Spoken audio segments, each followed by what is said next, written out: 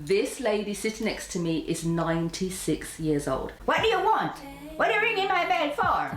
I say, I come to visit, look at the property. What do you send you here for? I told him that I'm not selling it to black people. I said, no, you listen to me. Money have no color. The money what you're going to get is not black.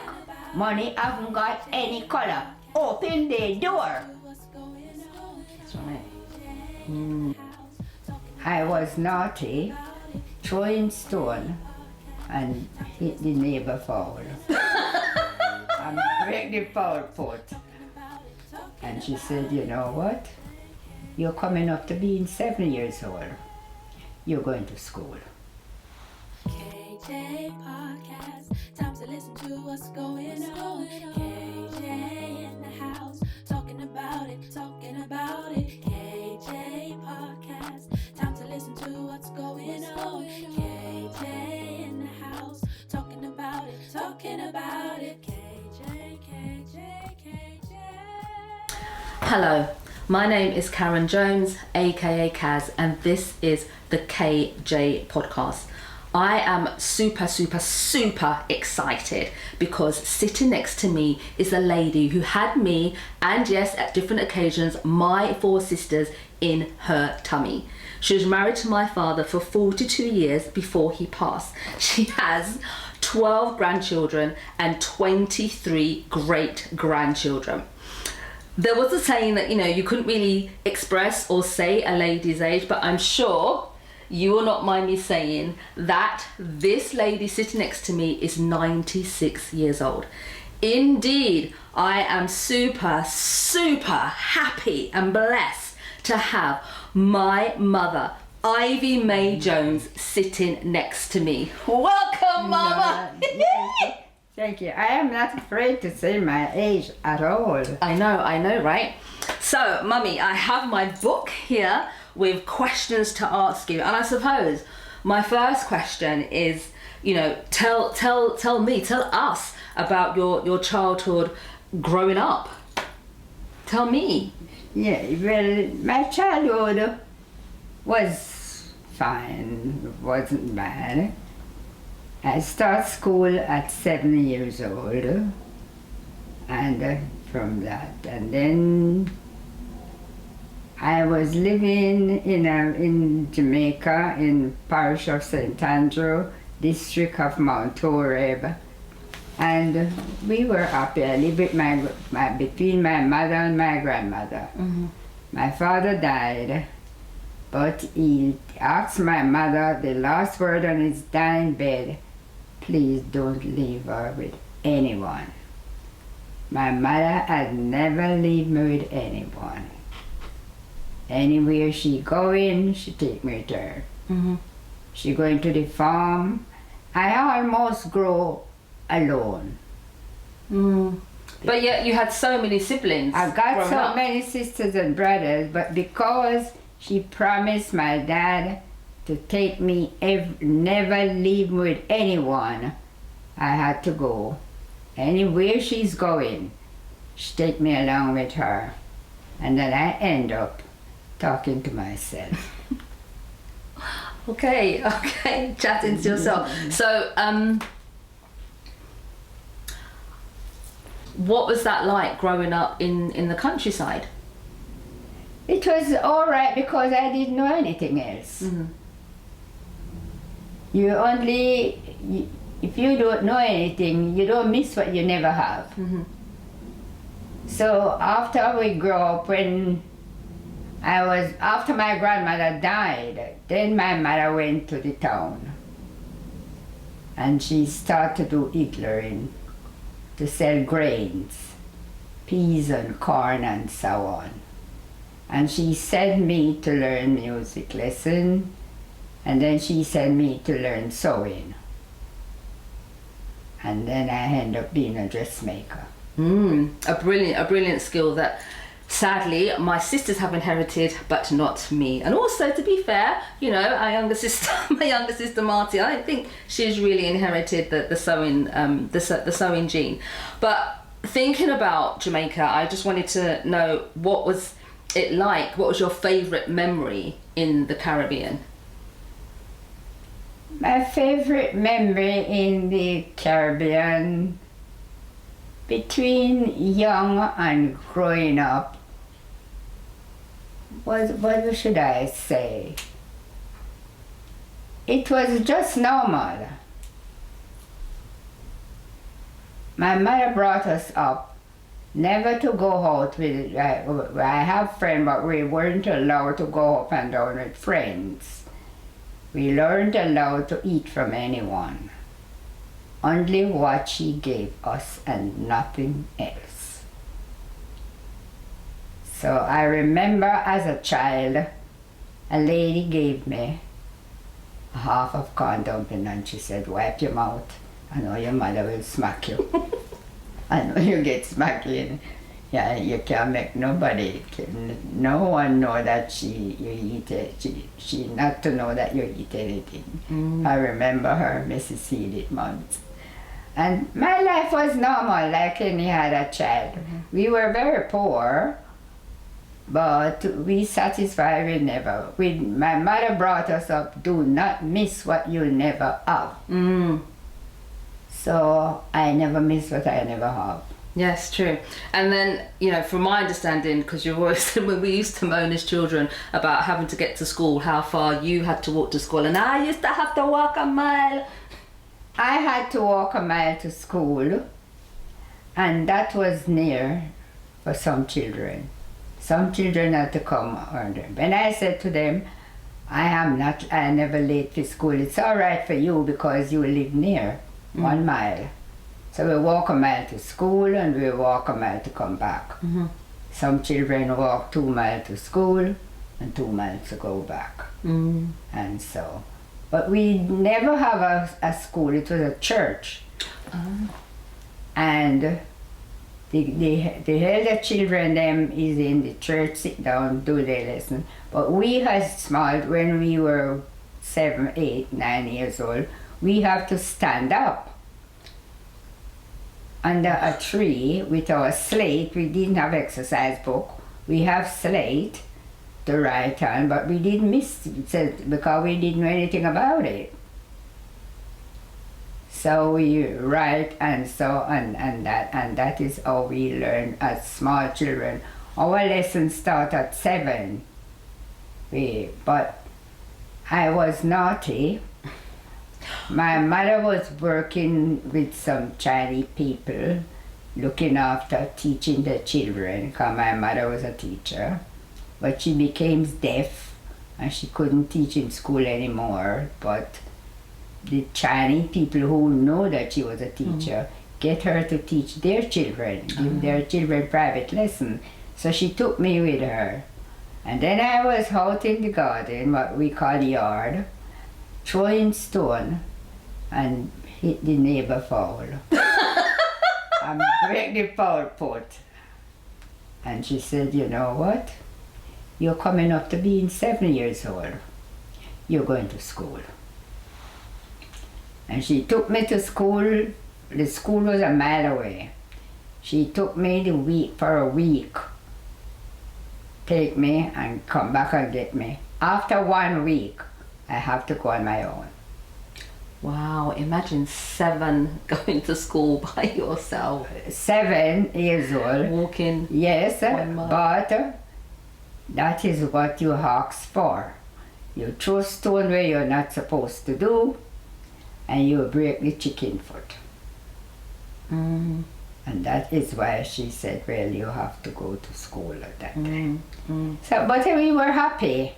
Yeah, no, definitely. So I'm interested in that because I love the story about when Daddy proposed to you and you said to him how you don't cook. Yes, when I was 18 and so on, going out and working, and so my friend Gloria, her mother was living about 2 miles away. And she was living with her grandmother, and I was living there. I was living here by myself because I was 18. But her mother used to cook for me. because I don't cook. Yes, don't we know it? And your father was living on the building where she lives, and I used to go for my dinner. Mm-hmm. And that's how I get to know him. And he know definitely that I said 2 things I don't do. I don't cook and I don't iron. Those 2 things. So it's alright if you're going out with me, but don't expect me to cook and don't expect me to iron. Love it, love it. And I suppose this is why we grew up with Daddy doing practically 99.9% of the cooking. Yes. Yes, he could. But he was a man that, God rest his dear little soul, love his children. And he does shift work. He work at Ford and he does shift work, 3 shifts. And he would wake up, set the clock to alarm and wake up, come down to see if the children dinner is ready. Set the table, knife and fork and serve it and all like that. I said, but today is not Sunday. He said, you just jealous, don't you? You're just jealous. I said, all right, keep it your way. And he set the children in dinner and see to it that they have their dinner. I said, but as you are going to night work, as you work, you are not the one that going to night work, so don't complain. Yeah, wow. And I do remember the table being set during the week and it all being laid out on the table, and we would serve ourselves. Knife and fork and serve it and glass and thing. I said, Hazi, you don't need all that. He said, you don't need to be jealous. Yeah, no. So that's the thing. When he wake up and when he set the clock, if the children not dinner ready, not ready, he said, Abby, is the children dinner ready? I said, not yet. Why you are here and the children dinner not ready? I said, Azzy, the children in Africa only eat 2 days ago.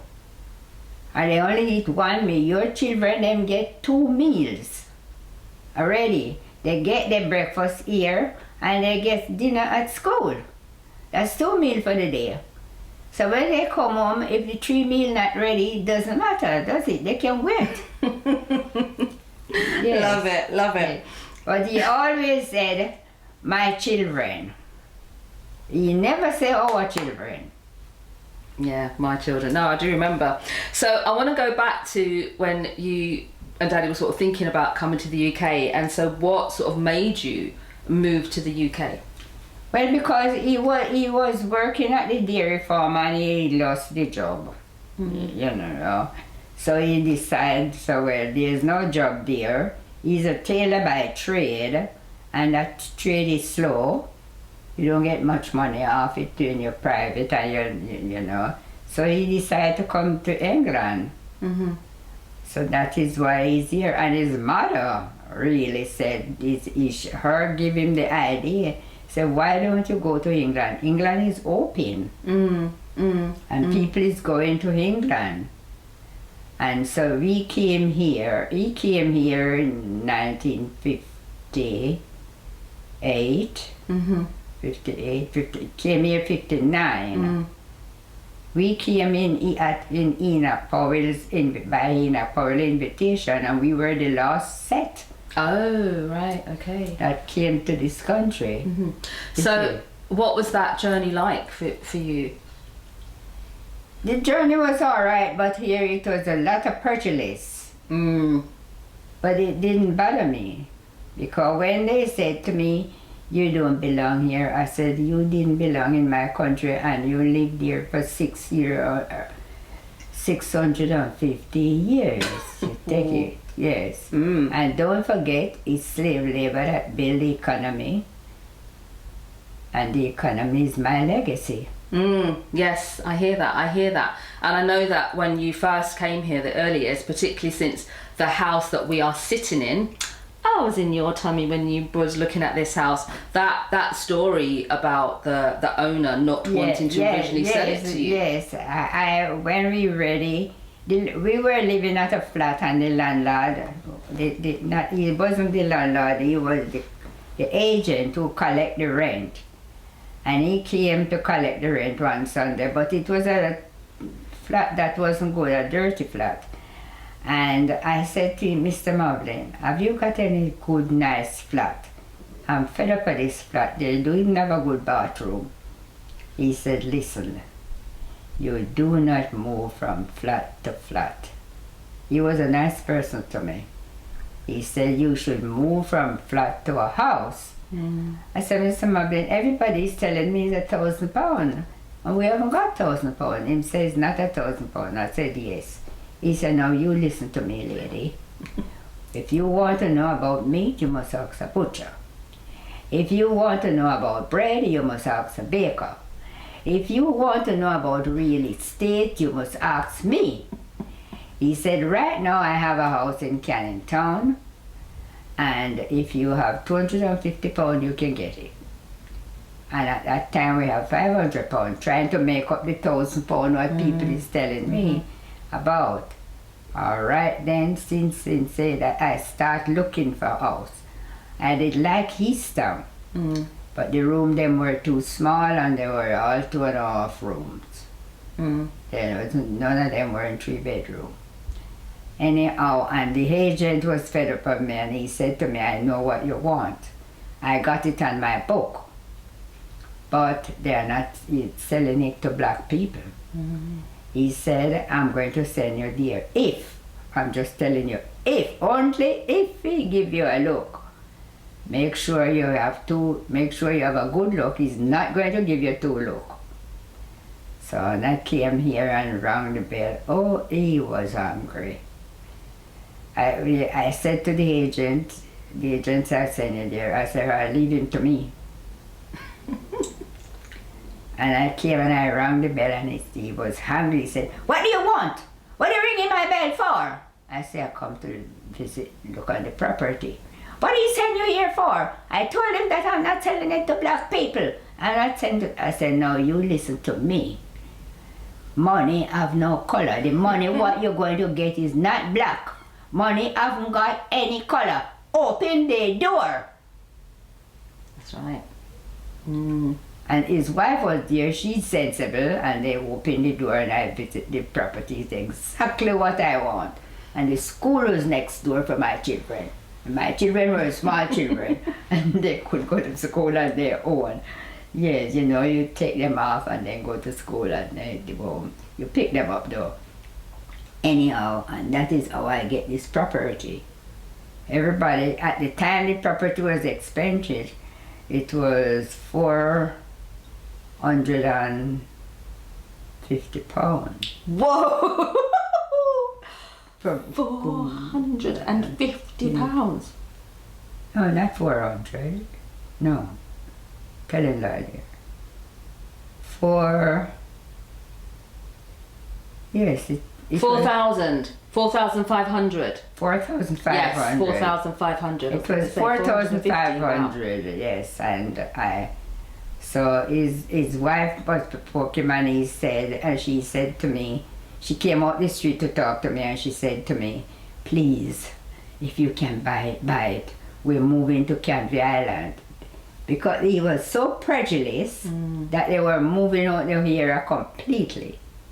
She said, and we put deposit on the property already, what we want, and we're going to lose it. Got time running out on us. If he didn't even remember the time running out on him, he's going to lose his deposit. And she said to me, we're going to lose our deposit, so please buy this property if you can buy it. I said, yes, that's why I come here. Woman to woman. Yes, and then she told me she done that. That's how we get this property. Yes, excellent, excellent. Because this property it's an end house, and the room it made the room them big. So this, in terms of you being in this house, it's like 59 years, because I'm 59 and I was here in your You time. was in my tummy. Yes, indeed.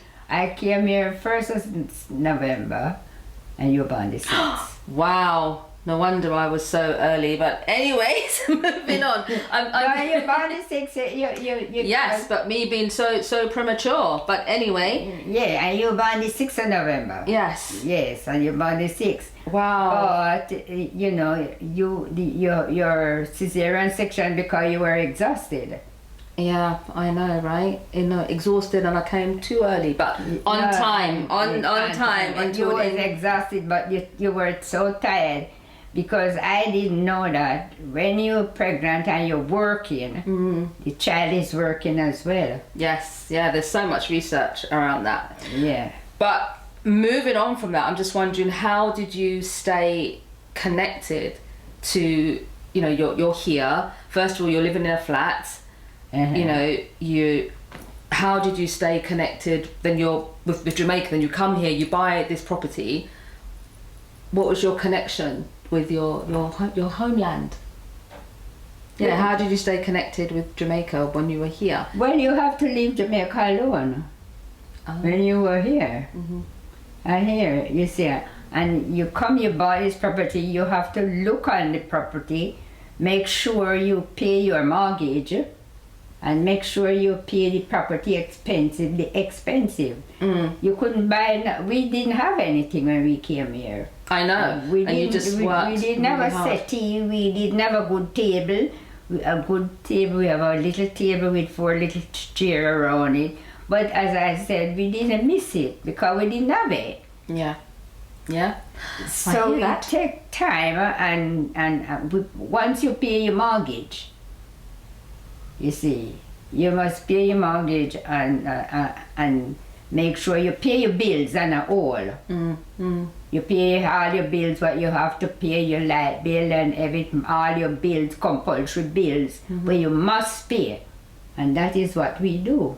Yes. I remember we were here, and in the days before, we have shilling. Shilling is 5 pence today. And we didn't have any money. Between me and my husband, when I was pregnant with, I think it was Shirley Ann.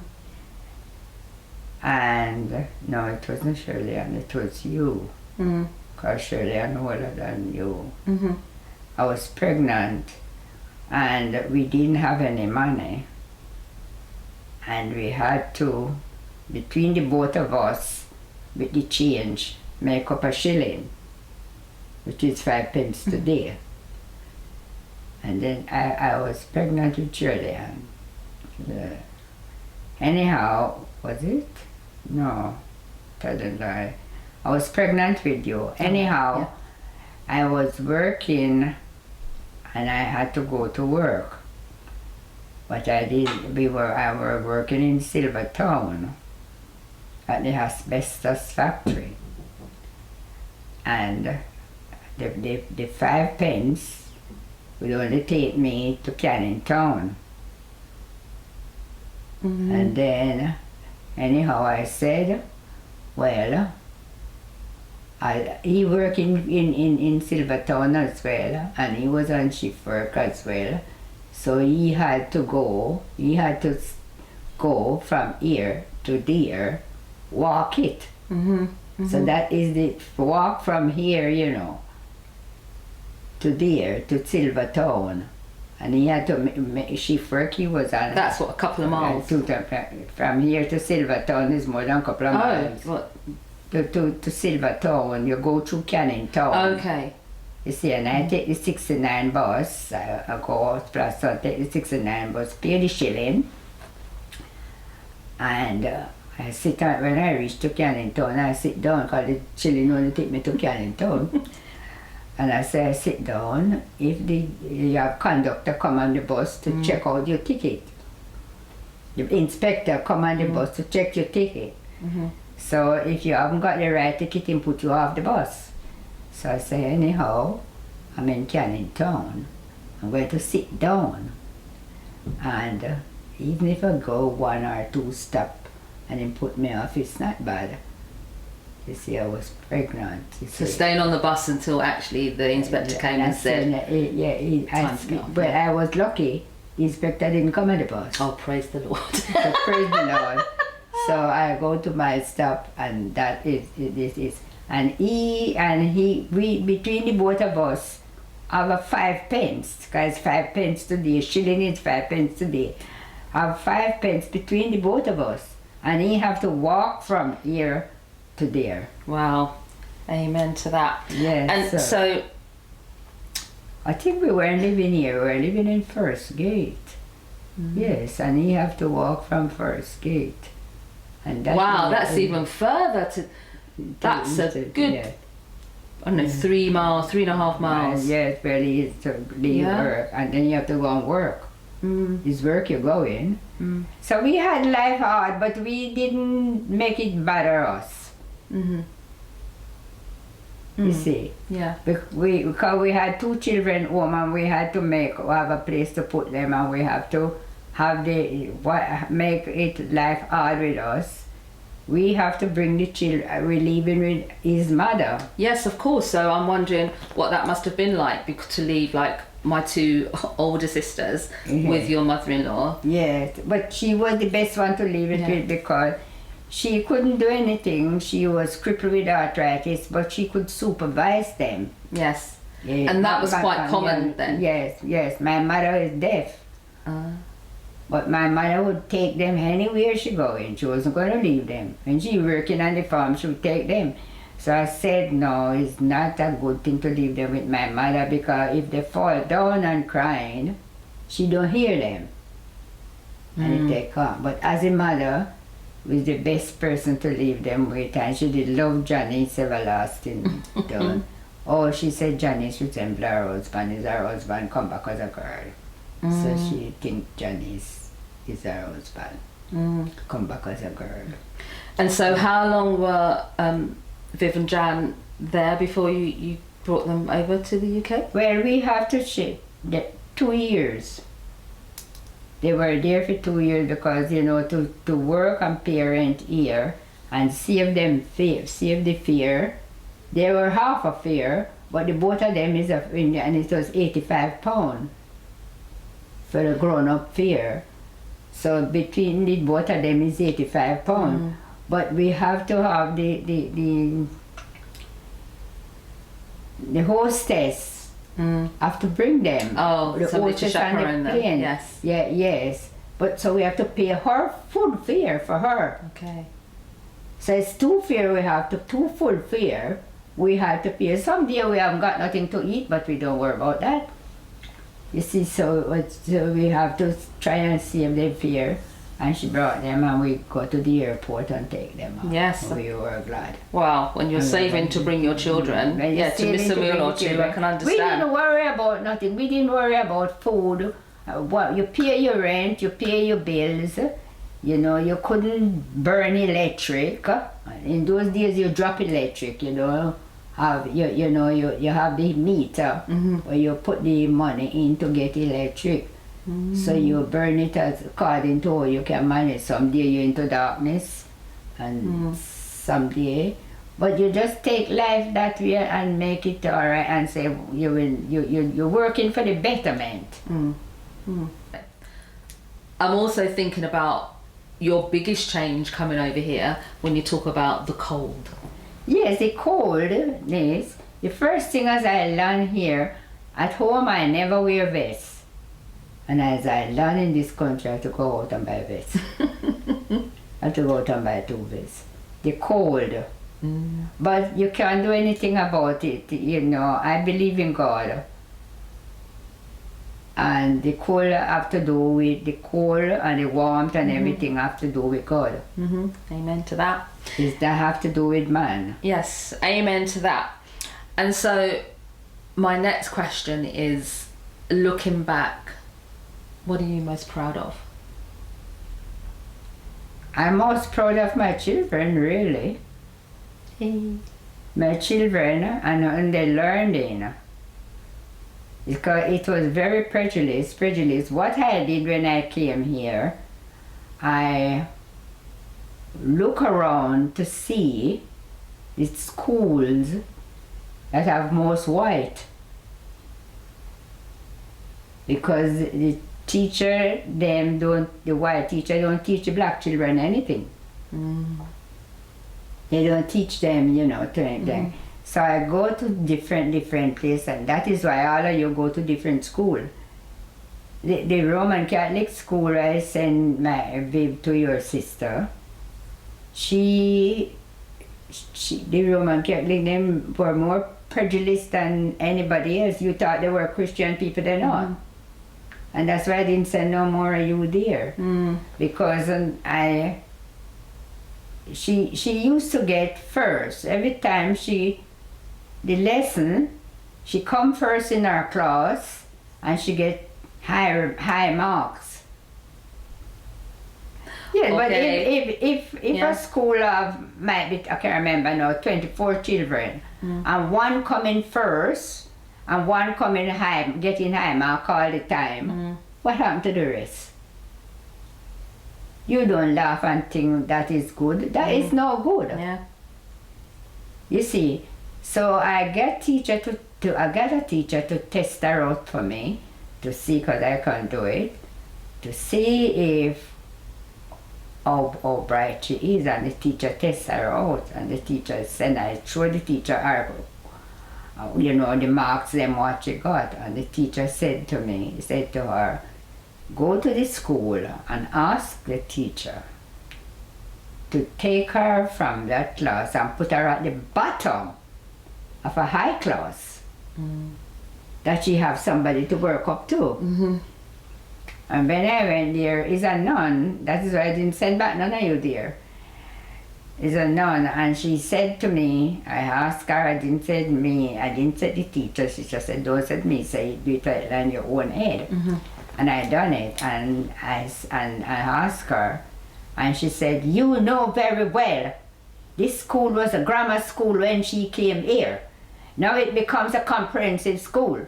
We have to have somebody to keep up the children, them to keep up some of the children, and it so happened that is her. And if you don't like it, you could find another school. No, I should find another school if I don't like what she do. I didn't like it. At the time she was 14, you leave school at 16. And I didn't say nothing to her. I said, if I take her out the school, it's too late. So what I did is to get somebody to come on the weekend and give her a private lesson.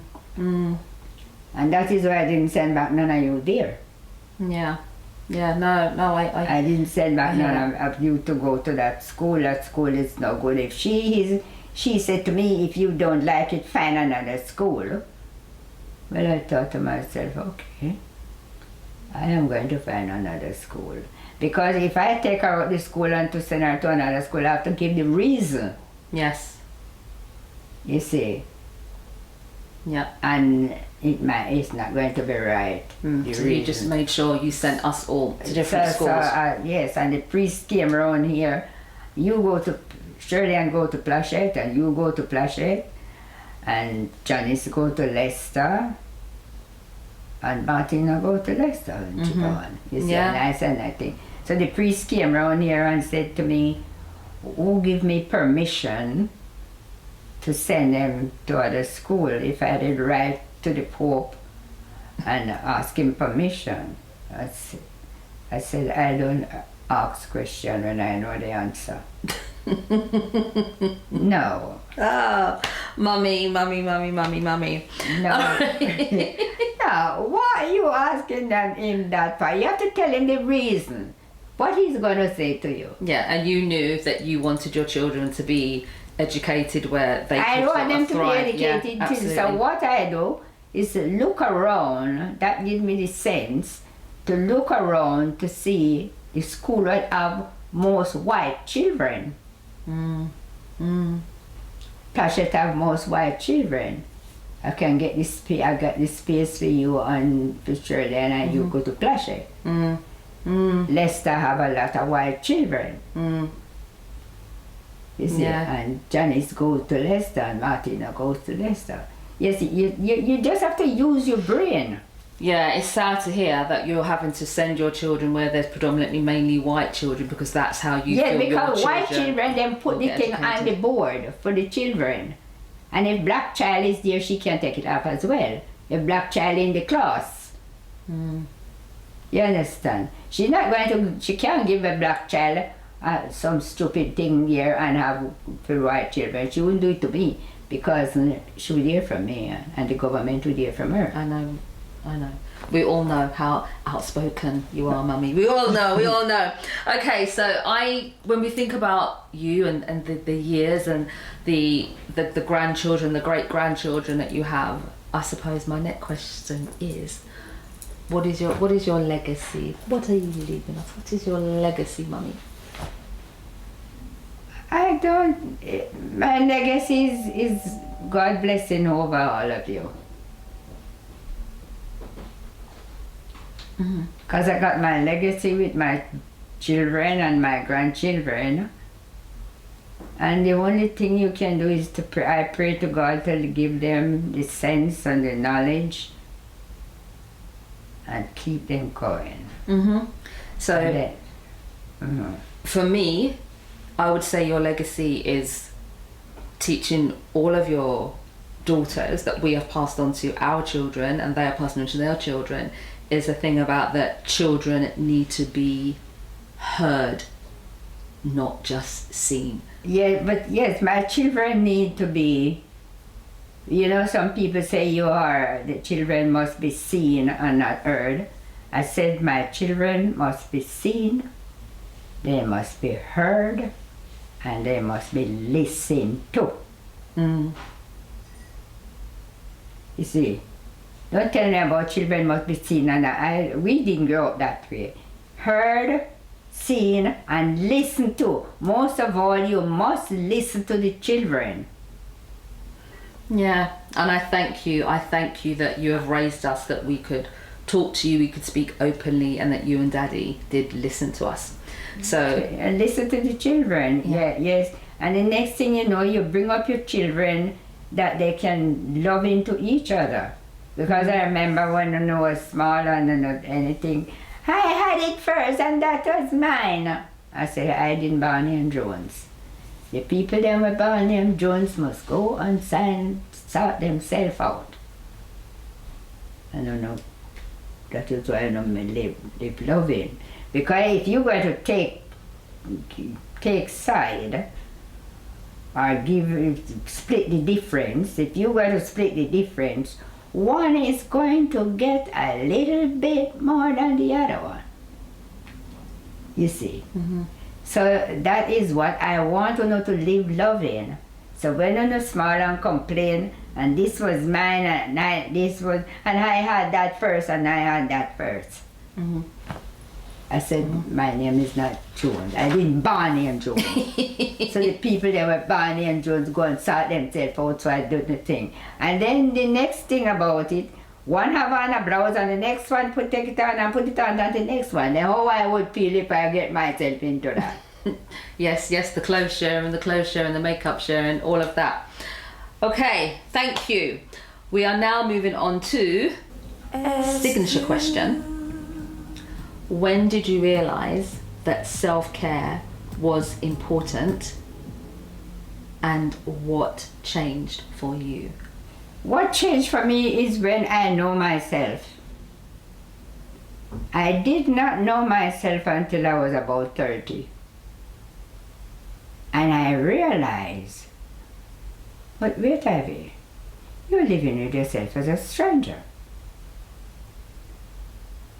And I realized I'm living with myself as a stranger, how to do things and how to know things, and don't have to listen to everybody. You're brought up to know. But my mother didn't tell us to know. Yes, she did. She always tell us to know ourselves. Try to know yourself and don't live with yourself as a stranger. And I think I was knowing it all, but when I reached 30, I know exactly. I know myself. I know what I shouldn't do. and I blame myself for what I do wrong, and so on. So your self-care was like acknowledging Yes, who you are who and I am. prioritizing who you want to be. Who I want to be, and who you are, and who I want to be, and who I should be. Beautiful, beautiful. And finally, as we come to a close, and the people listening, what is your words of wisdom? What do you want people to get from this podcast? What is your words of wisdom to people listening? Of wisdom, you have to learn to satisfy. Learn to be satisfied. And then you will never get yourself into trouble. Yeah, if you can satisfy, that is why a lot of people get into financial problem. Because they're not satisfied. And do not miss what you never have. If you see Mary Jane down there with something, don't try to get it because you don't know how they get it. Maybe they steal it. Maybe they'll get it through legacy. Maybe they win money and get it. You don't know how people get what they have. So never try to put yourself in the position that Mary Jane have a like house and she put this into it and you want that. Just satisfy with what you can afford. Excellent. We hear it. Thank you so much, Mummy. It's been a real honour and a pleasure to be sitting next to my mummy. You're welcome, darling. You're welcome. That is one of the main things my mother taught us. Don't miss what you never have. Yeah. You see a person have this and that, you don't miss it because you have never had it. Yeah. Thank you. You have been listening to the KJ podcast with Ivy Mae Jones, my mama. Do subscribe and take great care of yourself. You've been listening to the KJ podcast. We'd like to extend a huge thank you to our guest. Post-production editing by Chantal Mattis, KJ jingle by Zenya Adunro, and voiceover by Bennu Ambassador. Finally, as Kaz would say, take great care of yourself.